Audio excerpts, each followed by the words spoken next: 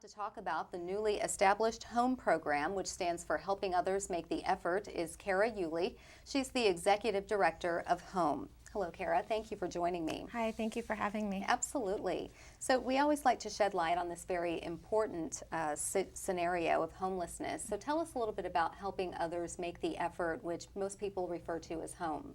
Well, although HOME's campus just opened this year in March, it's actually been in the planning phases for a very long time, about a decade. It originally started as an effort to fight homelessness here in Osceola County, and it was a partnership between business leaders, faith-based leaders, and local government. We worked for a very long time getting grants to build our campus, and it just opened in March of this year.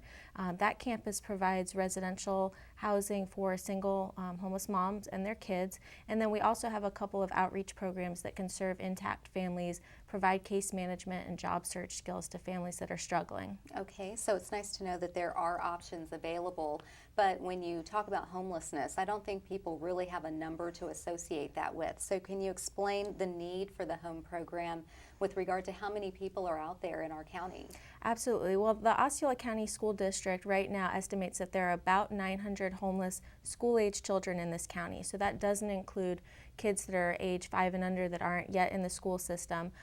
If you were to drive down 192 in the afternoon on a school day, you might see school buses stopping at the motels.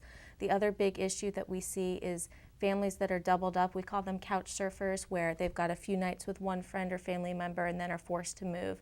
Obviously, this is a huge issue for the children's stability and performance in school.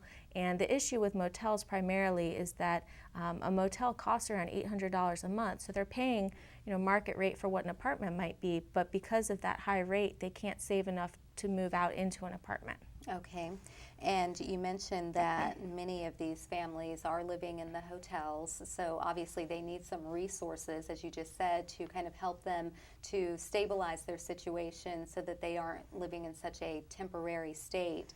So how are you able to make a difference in addressing the problem? At our residential campus right now, about 50 to 60% of our families came from motels. In fact, we had one mother who works a full-time job and had been living in a motel for 2 years actually straight.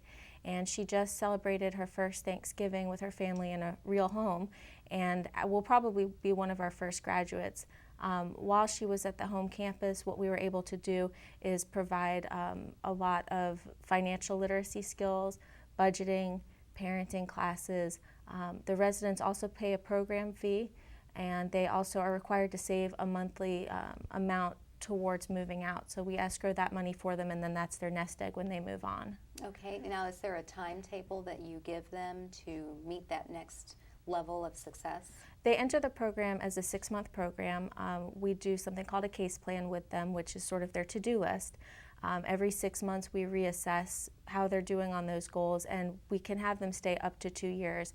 We also provide a lot of support once they move out of the program, so it's not like on the day that they graduate, that's it, goodbye, we never see them again. We make an effort to stay in contact with them and help prevent any future issues that might come up that might put them on the edge of homelessness again. Okay, well this is great because we'd hate to see the cycle continue to repeat itself. There are opportunities for the community to help you in this effort, so give us some ideas of how that can happen. Sure. Well, first and foremost, we can always use volunteers to teach either life skills or enrichment classes. Another way that people can help, of course, is to donate monetarily, but also to donate products. There are things that we need, like lightly used school uniforms, shelf-stable foods, hygiene items like diapers or laundry detergent, or even toilet paper can be helpful.